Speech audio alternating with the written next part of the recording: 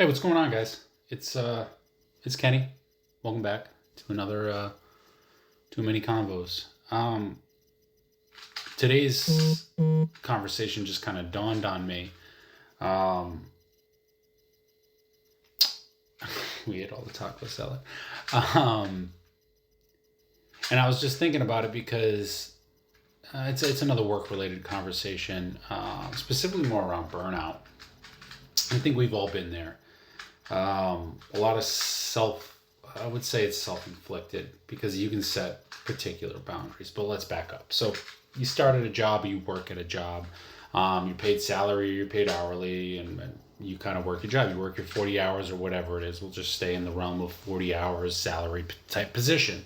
You get to the point where, like, obviously there's busy times in the year and you work overtime you don't necessarily get paid for and whatnot, and you kind of just um, sometimes you burn the candle at both ends. Usually like month end type scenarios, year end type scenarios, nothing crazy. But when it starts to become the rule, not the exception, and not the expectation, but the need that you have to, because sometimes it's the expectation, and that's just shitty leadership. That's shitty management. It should never be the expectation. Going above and beyond when it matters, absolutely, but it should never be the expectation. I'm not currently dealing with the expectation of that right now, but I have before, and a lot of people have. But when your own drive to do your job to the best of your ability and your workload and the number of hats you're wearing and all that dictates that you actually need to work earlier in the morning, later at night, on the weekends, all of the time, and it has now become the rule and not the expectation, and not the minority of the time. Well, that's when you start burning the candle at both ends, and that's when you ease yourself into burnout. And I've noticed that because it started to happen to me, and I've had to take a step back. But essentially, burnout is working too much to the point where you stop caring, or you hate and you have a distaste for your current position, maybe your fellow employees, maybe your boss, etc. All those items come into play. That's burnout. You're tired, you're fatigued, you're just not being able to put in 100% even though you're working 150%. All signs of burnout. And I think a lot of us don't know when to take a step back when we're starting to, and we get too deep in the fact where the damage might be done. You get mad, you look for another job, you leave, you're distrustful, you're distasteful, you're curt and blunt with people, maybe even rude, and you're just not performing at your peak.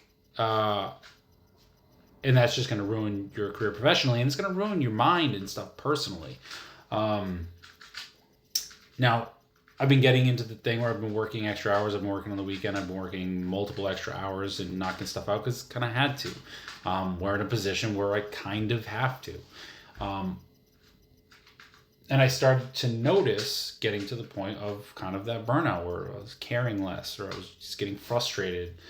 And you have to be okay with identifying those items sooner rather than later, and being aware of what's coming, aware for yourself, aware for the company, and start to set boundaries. It's okay, like I said, it should be the exception. It shouldn't be the rule. You got to start to set those boundaries, and the sooner you set the boundaries, the sooner you check your work-life balance, the easier it is when you start to dwindle and kind of you can see yourself veering off into the burnout stages. You can course correct, and a lot of people have trouble doing that. And you also have to understand is you're going to be better for yourself and for the company if you do that. Nobody's going to frown upon you for course correcting and bringing work-life balance, because that right there, that's a mature choice that's also going to give you longevity in the position, and it's going to allow you to work at your highest level for longer. 150% of the time in, you're never going to be able to put yourself 100% at that. Your work ethic will drop. Your work load will grow. Your ability to execute at the level you were when you were working 40 hours versus 60 or 80 hours is going to drop. It's going to drop.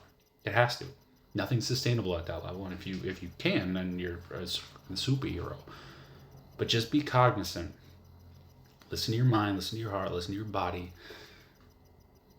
And make the choice when you feel it to step away so you can reset before it becomes too bad. Just a little insight. Have a good one.